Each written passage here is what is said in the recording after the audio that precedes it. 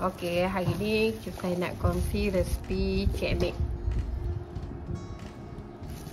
Okey, ni ubi kerik yang telah direbus. Nah, okey, sebelum kita rebus, kita buang kulit. Okey, setelah masak semua, kita tumbuk. Kalau rajin, letak dalam lesung, tumbuk dalam lesung batu. Kalau malas macam saya, tumbuk je dalam besin macam ni. Tapi slow-slow, takut nanti pecah pula besin.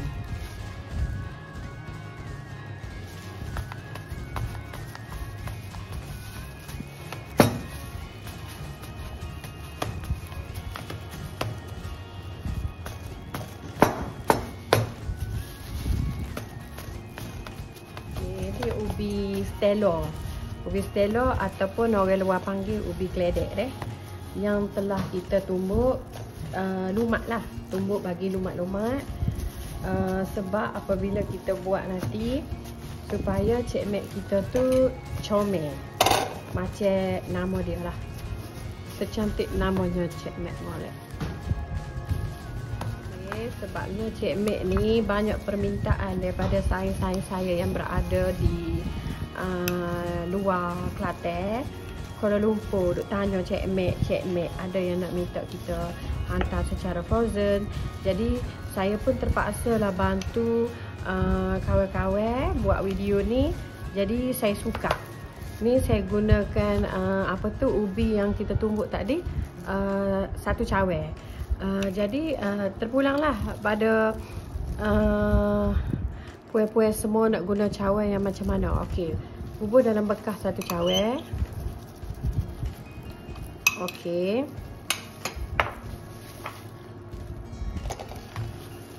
Kemudian kita ambil gandum dah. Gandum ni tak apalah, gandum brand apa-apa pun tak ada masalah. Letak dulu 2 sudu gandum. 2 sudu gandum. Okey. Lepas tu kita uli. Ubi tu tadi kita uli biar dia rata lah. Okey. Ni saya suka ni supaya mama-mama yang tengok ni mudah nak buat cek mek. Nah, terutama sekali kawan-kawan saya yang sibuk nak suruh hantar cek mek frozen. Lepas ni buat sendiri belaka. Okey. Okey, uli lah. Jadi kalau nak pakai plastik macam saya ni, sarung tangan pun pakailah. Kalau tak saya pakai pun tak ada masalah lah. Jadi anak-anak dan suami tu orang kata boleh makan air tangan kita tak? Gitu. Terpulang pada tuan-tuan dan puan-puan lah. Okey. Ni kalau kita rasa, sebabnya cawer tu berbeza-beza. Jadi kalau kita rasa macam terlalu lembek ubi tu, tambahlah gandum lagi. Kalau kita dah rasa molek dah, comel dah, maksudnya tak perlu dah tambah gandum. Sikit je gandum. Jangan bubuh gandum banyak-banyak. Okey. Okey. Kalau nak bubuh pun tak ada masalah. Terpulanglah jamu. Kalau kita guna plastik ni, kita payah sikit nak agak. Tapi kalau kita guna tangan tu, kita mudah sikit nak agak. Okey, kalau macam saya ni, saya rasa macam saya perlu tambah sikit lagi gandum. Sikit je, mungkin dalam setengah sudu kita. Okey. Sebab cawer kita tu berbeza-beza. Jadi terpulanglah agak-agak. Tapi jangan banyak. Maksudnya satu cawan tu jangan lebih daripada 4 sudu gandum. Tapi cawan mama-mama tu ikutlah cawan jenis lagu mana, okey. Okey, saya rasa ini kita dah boleh dah untuk buat cek mek molek. Okey, ni ubi yang kita dah campur dengan gandum tadi deh. Dia pun dah jadi molek dah. Jadi untuk kita nak buat cek mek tu, ambil lah besar mana pun. Okey, kemudian buat bulat. Okey, buat bulat gini. Kemudian tangan kita ni kita buat macam ni. Okay?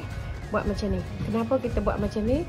Sebabnya kita nak suruh bila kita masuk gula tu, maksudnya gula tu akan berada panjang gini. Okey. Kalau kita buat bulat dan kita cocok tengah gitu, bermakna gula tu akan berada di tengah saja. Kemudian kita tutup. Dah, tutup. tutup macam biasa. Macam kita nak buat kari pak tu lah, kalau hok rajin buat kari pak. Kemudian buat macam ni. Okey. Macam ni Cik Mek ni. Okey. Nah, buat macam ni. Okey. Pusing. Lepas tu buat pula. Okey, buat hujung ni pula. Okey.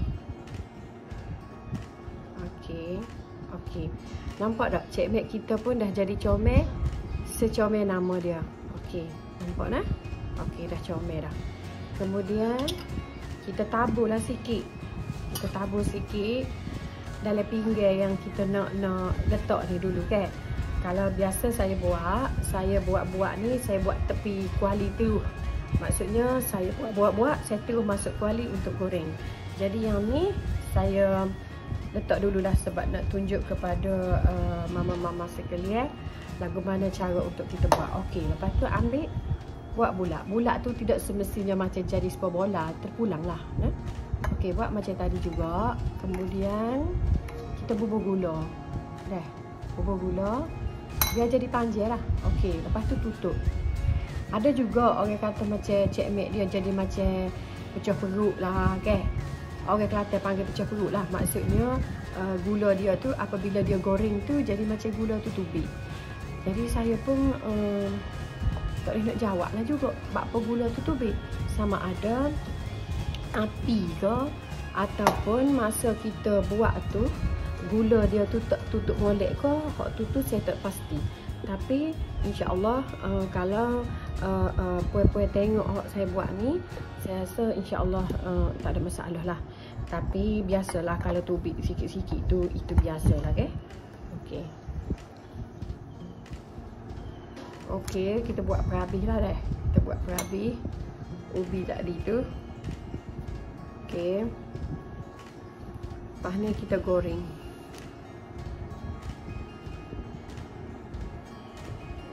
Okey.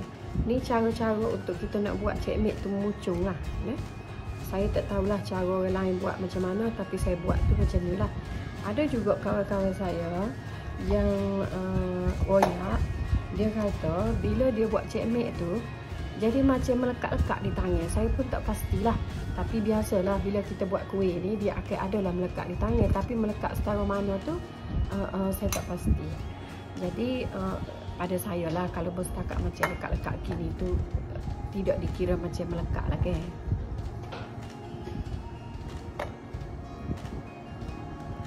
Okey.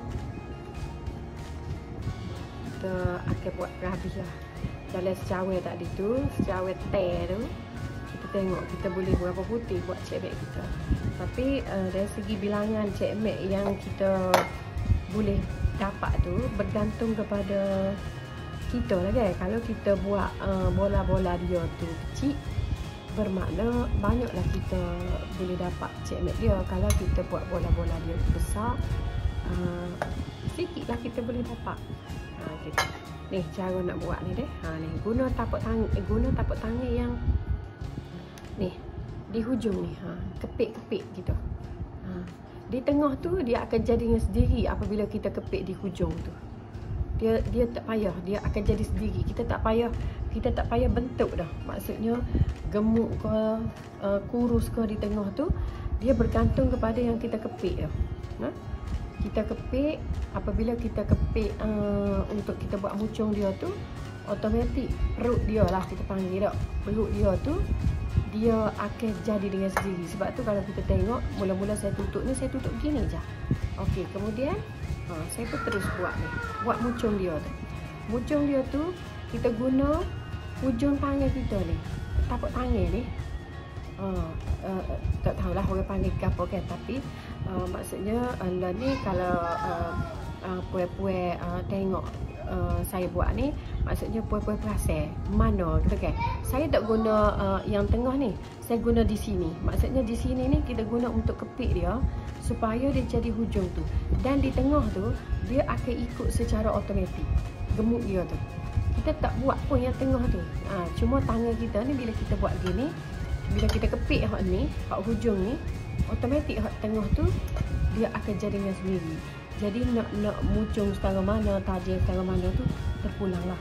Okey, jadi dengan secawai hot teh ni, kecil je cawai ni, kita dapat dalam 7 butir cek mek ni dah. Jadi hot ubi hot banyak saat ni, kalau misalnya kita tak si buat puai-puai bubuh ubi ni dalam supik gelenyar. Orang Kelantan kata ku supik gelenyar, bubuh dalam supik, bubuh dalam peti. Jangan simpan gini dalam peti. Sebabnya nanti ubi tu akan jadi kerah. Boleh juga, tapi maksudnya bila kita nak buat esok tu pula, ubi tu macam dia keras sikit permukaan dia. Tapi kalau dia duduk dalam supik, dia akan jadi lembut begini. Dan saya tak sipai ubi ni bersama dengan gandum yang telah saya uli. Saya tak sipai. Saya akan sipai ubi sahaja. Gitu. Okey, jom kita pergi goreng cek mek dah. Okey, bubuh minyak. Minyak ni kalau kita tak ada banyak, kita bubuh sikit pun tak apa. Tapi yang penting jangan duduk guna minyak nak goreng kuih ni. Kita guna minyak goreng ikan, minyak goreng ayam. Tak boleh kita. Kena guna minyak yang kita goreng kuih dah. Contohnya kalau sebelum ni kita goreng karipak, kita ada minyak bekas kita goreng karipak, boleh kita guna. Tapi kalau kita guna buat goreng ikan, buat goreng ayam, tak boleh guna untuk goreng kuih. Okey. Lepas tu kalau kita goreng kuih, kalau minyak banyak lagi bagus, sebab kuih tu kita tak payahlah macam balik-balik dunia sangat. Tapi kalau kita tak ada minyak banyak pun tak ada masalah. Kita guna minyak sikit, tak ada masalah. Lepas tu kita balik-balik dah. Kita masuk ni, kita tak perlu rejik-rejik lah. Kalau orang Kelantan lah, asal kau masuk. Okey. Kita tengok minyak pun kalau dah panas tu kan, kita bolehlah masuk cek mek kita buat tadi dah. Lepas tu cek mek tu terpulang lah. Kalau nak make up sikit kalau sebelum masuk kuali terpulang lah. Okey, tu tanda dia minyak kita pun dah panas lah kan. Okey, kita goreng.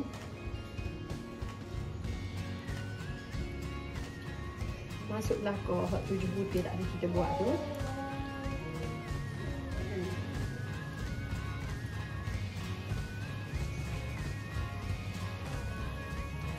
Okay.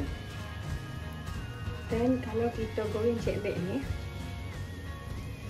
api dia tak boleh terlalu besar dan juga tak boleh terlalu kecil.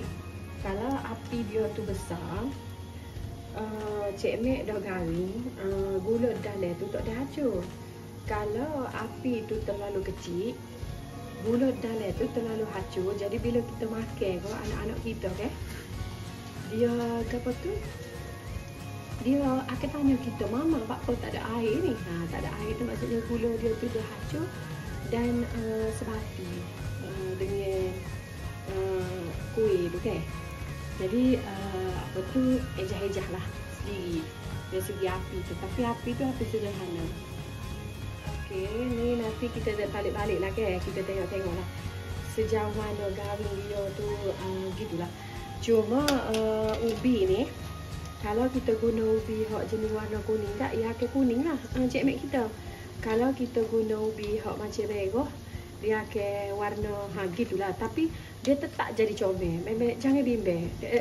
Faktor ubi tu, ubi Stella tu ataupun ubi keledek lah. Kalau orang-orang hak belah luar lah, ataupun orang Kelantan lama-lama duduk di belah-belah luar tu, dah tak kenal dah ubi Stella, ubi keledek. Pergi kedai lah orang kata nak ubi keledek. Okey. Jadi kita balik-balik lah dah. Kita balik-balik dan faktor ubi tu, ada juga sayang-sayang saya, dia kata dia guna ubi warna purple. Sebab tu cek mek jadi hitam. Tak ada masalah cek mek warna hitam. Cuma kalau saya tak guna ubi purple. Sebab ubi purple tu memang sangat sedap kalau kita rebus makan saja. Kalau nak buat cek mek tu saya rasa macam kan macam rugi lah bagi saya lah kan. Moga saya beri ubi purple dan ubi purple tu payah nak boleh. Kalau ubi kuning ni, kalau kita rebus saja, kalau kita tak buat cek mek, anak-anak kita ataupun husband kita memang dia takkan makan.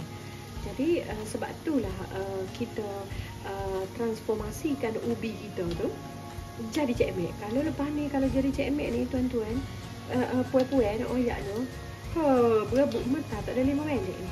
Mama hak goreng ni mentah je. Tak dia siap lagi habis cek mek, hak duduk dalam pinggir tu Habis licin enggak? Okey, tengok Cik Mek kita comel dah deh. Comel, kuning molek, gitu. Tapi tak apa, warna tu tidak menjanjikan apa-apa pun sebenarnya, okey. Gitu. Lepas tu, kalau tuan-tuan ada besi ni, kalau puan-puan ada besi gon ni, besi nyejak ni, gunalah besi nyejak pun tak apa. Kalau tak ada, tak payahlah siapa kau nak pergi cari besi nyejak, sebabnya saya tunjuk gambar ada besi nyejak. Tidak lah gitu, maksudnya kalau letak-letak akak tak, letak-letak buah pinggir selalu pun tak apa. Kalau misalnya nak sejak-sejak ada napis sate dulu pun tak ada masalah. Tak ada masalah, maksudnya kita belakang buat, okey, kita yang ni. Kita tak payah rigid-rigid, benda simple je. Tapi Cik Mek ni, saya rasa kalau kita buat Cik Mek, memang tak sampai 10 minit. Memang mentah je lah. Okay. Kadang-kadang kita rasa macam bila kita tak tahu, kita rasa macam payahnya, rumitnya buat Cik Mek. Tapi sebentar je. Macam saya tunjuk tadi guys, sebentar je. Cuma ambil masa sikit, masa kita gebu-gebi lah. Gebu-gebi. Lepas tu ambil masa sikit, masa kita kita tumbuk-tumbuk ubi, tu dah hot lain-lain tu memang sebentar sangat. Okey, kita dah nampak gini dah. Okey, kita akak. Okey, akak. Okey, akak. Lepas tu nak dari segi nak garing ke, nak setara mana ke, terpulanglah kepada mama-mama sekalian. Okey, sekian, terima kasih. Comel sudah Cik Mek kita pun dah siap. Okey, lepas tu kita ambil hak duduk atas jari ni, kita rasa macam dia dah okey dah minyak dia. Okey, bubuh dalam pinggir. Jadi kalau kita tengok pun Cik Mek kita ni pun comel. Tak ada lah macam pecah-pecah perut ke apa, okey. Insya-Allah kita buat molek-molek. InsyaAllah lepas ni mama-mama hok tengok video ni boleh buat, dan untuk minum petang, sarapan pagi, malam-malam pun tak ada masalah sebab benda sangat mudah. Okey, terima kasih. Selamat mencuba belaka. Ini masakan orang-orang Kelantan.